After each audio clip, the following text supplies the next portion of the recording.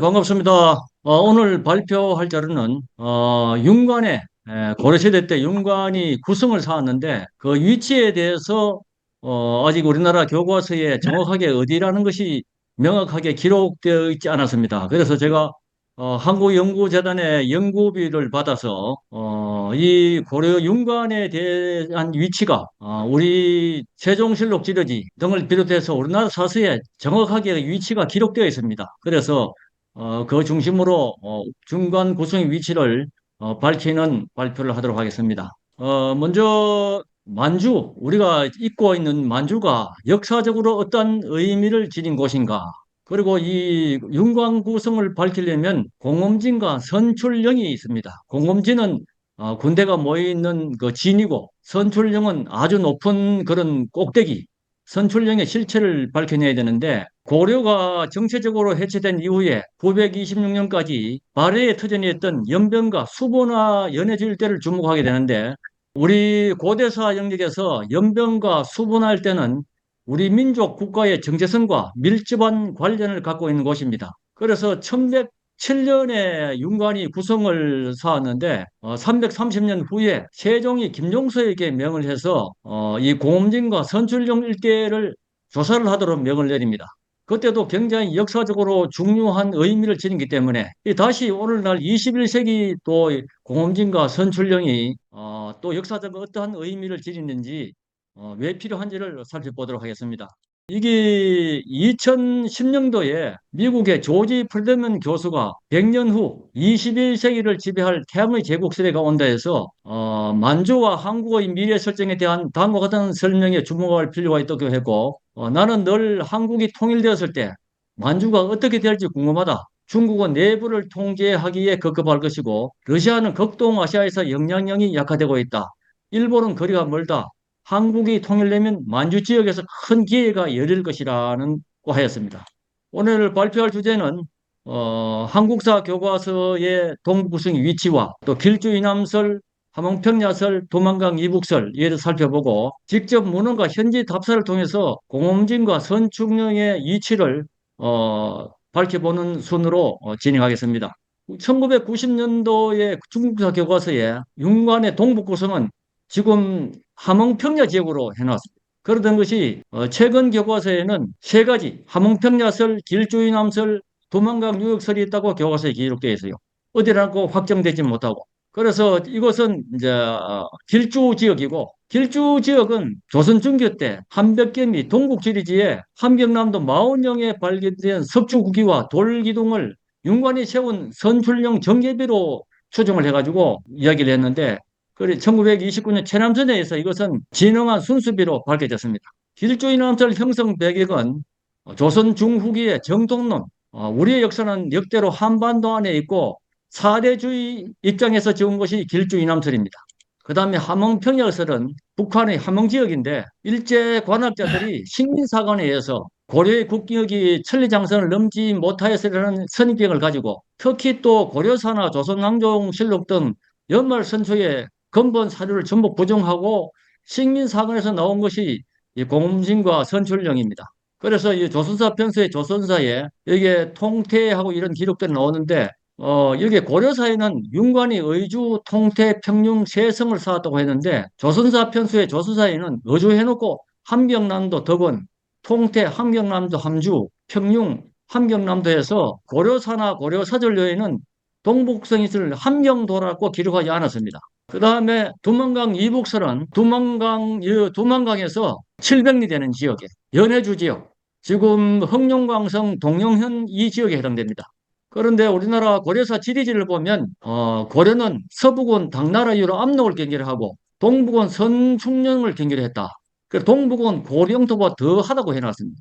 그래서 고려시대보다 더 북상 계획된 걸로 기록되어 있는데 이것이 고려 지도고 고려 동북 지역이 이것보다 더 올라간 걸로 되어 있죠.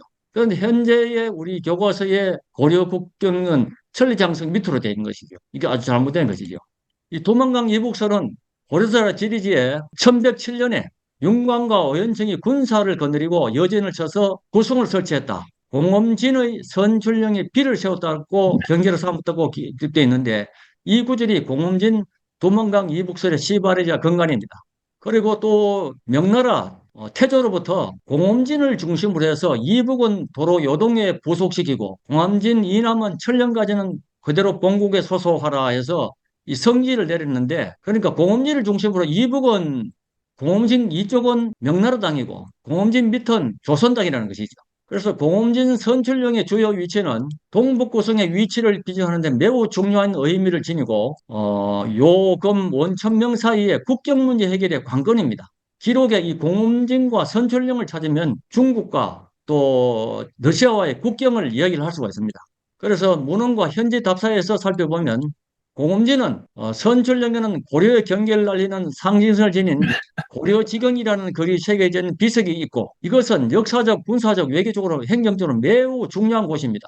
공엄진은 이 진, 군대가 주동하는 것이 공엄진이고, 그래서 윤관 등이 여진 정벌 목적으로 역사적 진미 잘 의미를 함축하기 때문에 우리가 공엄진과 선출령을 찾으려고 하는 것입니다. 이것이 석경도비이죠.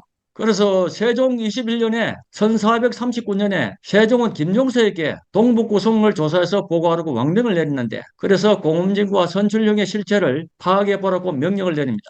그때 이 김종서가 함길도 도절제사인데 세종이 동북지경은 공엄진으로 경계를 삼았다는데 정확하게 어느 곳인지 알지는 못한다.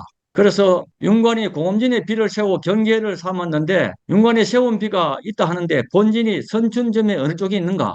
그 비문을 사람을 시켜 찾아볼 수 있겠는가? 그 비는 지금은 어떠한지, 또 윤관이 여진을 쫓고 구성을 설치했는데 그 성이 지금은 어느 성인지, 공엄진은 어느 쪽에 있는가? 서로의 거리는 얼마 되는가? 듣고 본 것을 아울러 서서 아리라 해서 세종이 명으로 만드는 것이 고려사전료, 세종실록 지력지, 용비어천과 신정동국 여지성남의 상세히 나와 있습니다. 저는 세종실록 지리지와 용비어천과 신정동국 여지성남을 중심으로 이 공업진과 선출령 위치를 찾아갔습니다. 지금 과거에 큰 산이든지 큰 강은 이름만 바뀔 뿐이지 그대로 존재를 합니다. 그래서 지금의 소수분화와 대수분화, 속평강과 소수강이 있는데 이것이 흑룡강성 동영현의 공엄진과 선출령에 위치했다고 기록되어 있습니다. 그래서 이 지역이죠. 여기에 대수분화, 소수분화 그리고 수분화가 흐르는 이 지역, 이 지역을 이 지역 명칭이 나오기 때문에 이걸 중심으로 해서 위치를 찾았습니다. 여기에 호수가 이 강이 북쪽으로부터 이 강이 흘러서 이리 바다로 흘러가는 것입니다. 용비어천가를 보면 고주는 지명이다. 속평강 옆에 있다. 해령으로부터 북쪽으로 2일 가면 아지랑기, 1일 가면 상가하, 4일 가면 고제에 이른다. 그리고 산촌에서는 4일, 그리고 속평강은 동쪽으로 흘러 바다로 들어간다고 되어 있습니다. 그 여기서 회령에서 2일 가면 아지랑기, 1일 가면 상가하, 4일 가면 이렇게 쭉 따라가면 이 선출령이 나와요. 그 가면 지금 이름은 이제 대수분하고 소수분한데 옛날 이름은 소하강과 속평강입니다. 그 수빈강이 있어요. 이 기록을 따라가면 그대로 기록들이 다 나와서 이 선출령이 이르도록 되어 있습니다. 다음에 신정동궁서의 여지 성남을 보면 고령진에서 두만강을 건너서 쭉 가면 소화강이 있는데 강가에 공엄진의 예터가 있다.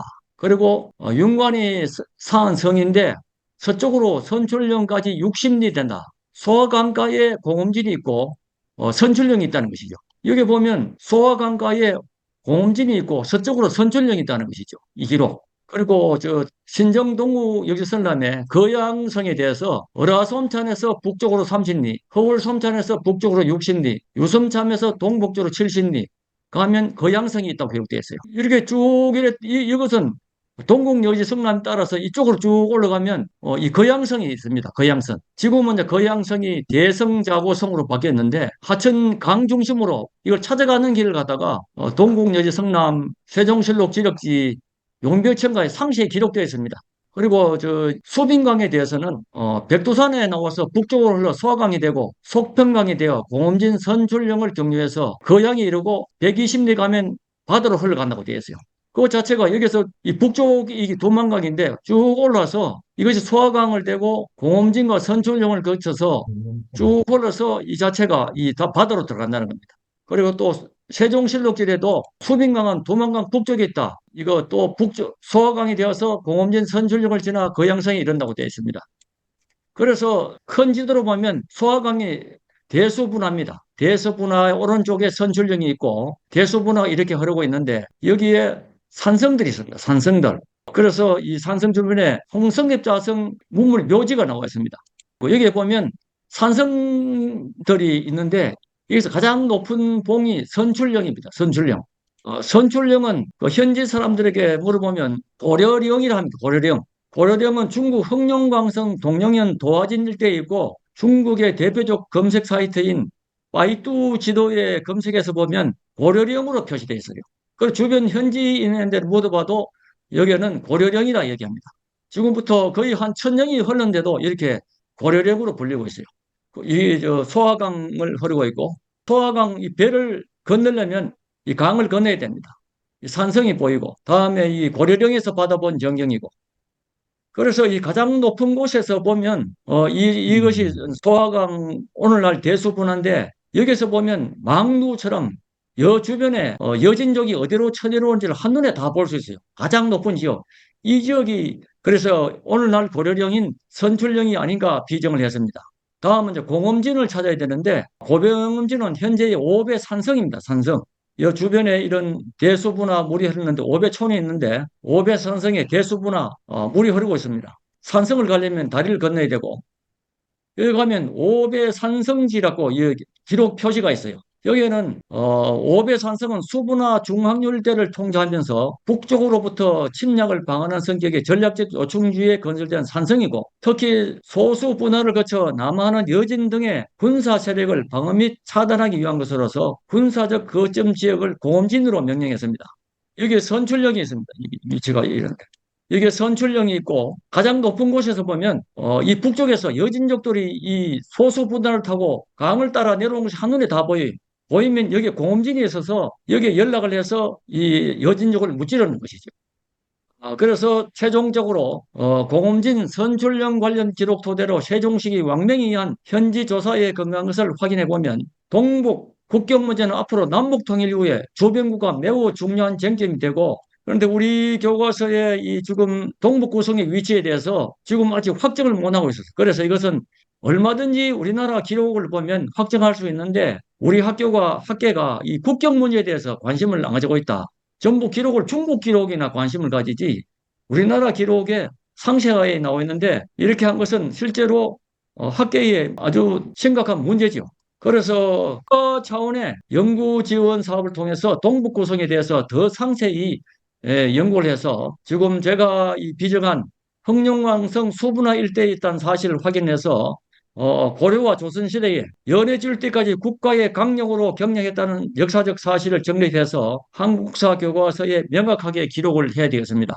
제가 한국학중앙연구원의 그 부단장으로 있을 때 국경 관련해서 세미나든지 이런 워크숍 했는 것을 찾아보니까 1970년대 한 번밖에 없었습니다.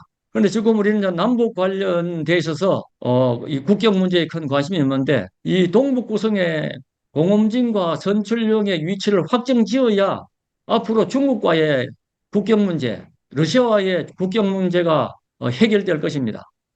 그래서 이 공엄진과 선출령의 위치 비정은 너무너무 중요하다고 하겠습니다. 이상으로 발표를 마치겠습니다.